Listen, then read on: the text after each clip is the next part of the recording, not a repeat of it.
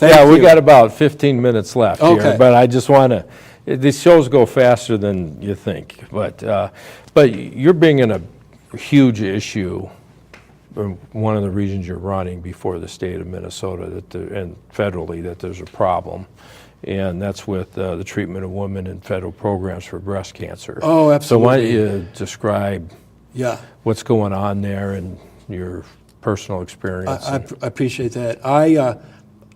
I used to work in financial services, and I got out of that, sort of like you. Okay. But I was more on the administrative side. Okay. And I ended up at the American Cancer Society. And I didn't think real highly of the situation at the time, but it saved my wife's life. And it can save a lot of lives. And I got involved there as a resource specialist. And what I would do is identify resources for people affected by cancer. Transportation, housing, food, being able to get in and out of your house, all these things that impact people when they get cancer and their life changes, and to get them to support groups and get them to treatment. And one of the things I found out is there's health disparities. And health disparities is that some people, because of the group that they're a part of, usually, they're impacted differently than the general because population. of their ethnicity. It could be gender, it could be or income. Genetics. And it could be genetics, that's one. Gender, sure. For instance. Men versus women. Yeah, I think if I recall, there was a lot of, I don't want to be careful on this, but there's a lot of groups that have more aggressive or different diseases that other people don't have. It's partly cultural. But one thing I mentioned to you before the show was a lot of black women have an aggressive form of breast cancer that if they're subjected to the same regimen that the middle-class white women are, they're going to get caught too late and it's going to kill them. And so... Because their cancer is more aggressive and they can get it earlier. Yes, and also because they don't get involved in the system in the same way. So both of those things are present. So there was a man named Harold Freeman, who I admire very much, from Harlem, who invented the patient navigator system. And I was studying his work because I was involved in health disparities. And I found out there's this program that if you get screened by it, you'll get your treatment paid for. And it was started in 1990, and a lot of this came out of Henry Waxman's committee. But basically, a lot of women were getting breast cancer, so they said, let's start screening people for breast cancer, and so they did. But by 2000, they had thousands of women who had been screened and identified as having breast cancer, but they couldn't do anything about them. And they just watched them die. Kind of defeats the purpose they watched of them having die. a screening. Yeah, this is Olympia Snow. She's a senator. I think she's a Republican. She's a former senator. Right. And she said, we're not going to continue to watch this. We are going to use Bill Clinton's surplus. It happened just at the time Bill Clinton was getting the surplus. Okay. We got the money. We're going to create this treatment program. And everybody who's identified through this. That's more targeted and specific. Yeah, for these low-income people who had been found to have breast cancer. Mm-hmm. So they could be treated with these dollars. And so in Minnesota, that's called SAGE is the treatment program. Okay. SAGE is the screening program. Okay. And medical assistance breast cancer is a treatment program. At the federal level, it's called the National Breast and Cervical Early Detection Program. And if you would have watched my debates with Betty McCollum for the House, I would have been saying, we should use this as a model. Well, what I found out is it's not such a model. Because when it gets to the state, they cut it off when the woman ages to 65. Now, 65 is an initial criteria. So you can't be eligible for that program if you're 65. Mm-hmm. And so there's a lot of women who are 65 when they're diagnosed who they're going to be at greater risk because they're not going to get that quick treatment, full, complete treatment that goes through to the end of it.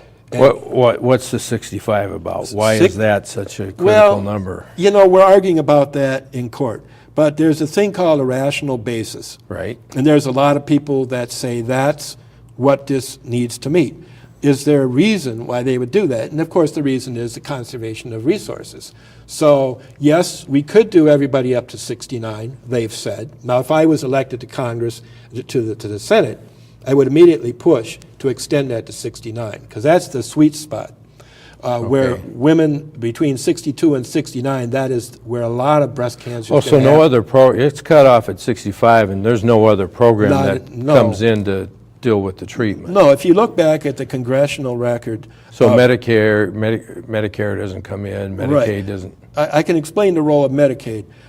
If you look back at the congressional record of 2000, and this has been provided to me by Commissioner Piper, I don't think it works in her favor, but here's all these women senators saying, we've got breast cancer, we're not going to sit and watch this happen to us. We're taking over and we're going to pass this law. And they said John Danforth selected Medicaid, a categorical Medicaid program. So it's based on your category of having breast cancer. It's not based on income. It's not based on what Medicaid has expanded to today. And part of that is the problem, because the people who want those Medicaid dollars are literally taking that money from the cancer patients, and they're spending it on Medicaid, and they're also spending it on welfare. And it's just crazy. And so what's happening is that hundreds of women in Minnesota are being I call it throwing granny off of the cliff. Mm-hmm. They age alive in treatment to 65, and they are deprived of their insurance.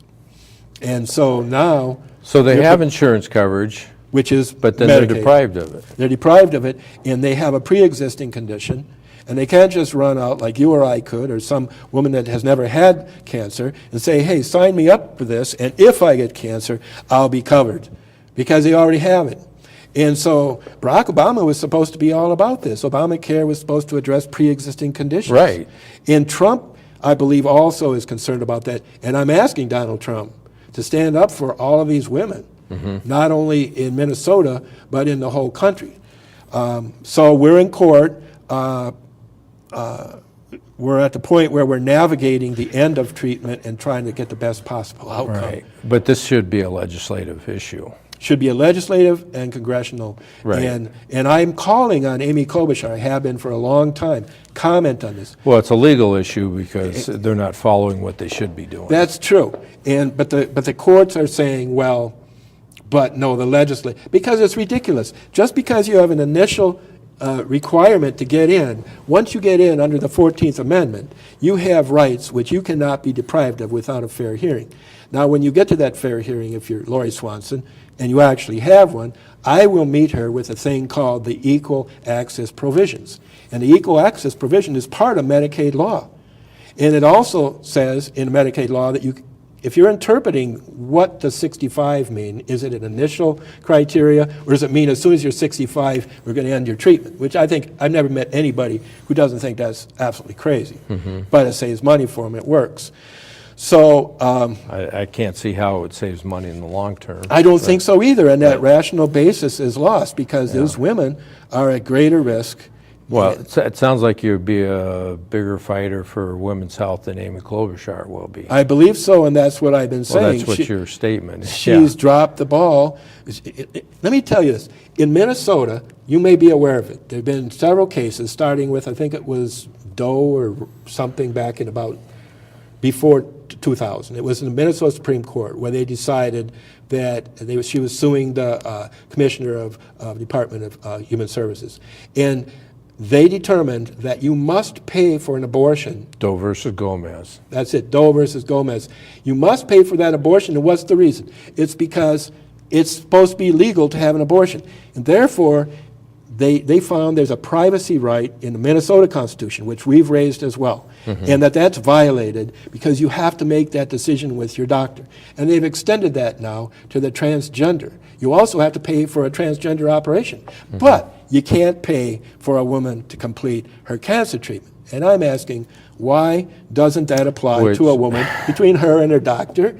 It's legal to get your cancer treatment, so why don't we have to pay for it? For the same rationale they're doing the others, but in the meantime, they violate people's religious liberties. Well, but that's true. But yours doesn't. No, it doesn't. This is truly pro-life. Yeah. But it's also women's health. And I know that when I was working at the Cancer Society, there was a lot of tension that wasn't openly discussed between Planned Parenthood, who said that they were doing cancer screening, and in fact, they're doing. No, they don't do that. They really don't. No, the president says they don't do that. That's right. And so there's a lot of tension on abortion versus. They don't do mammograms. Versus cancer, yeah. So we're letting our women die as well as the fetuses. You know, Right. I'm very strongly pro-life, and this is a pro-life issue. But I just find it so ironic that they won't let that decision be honored between a woman and her doctor. Yeah. We got 4 minutes left. I got another question. Sure. Is that you've been involved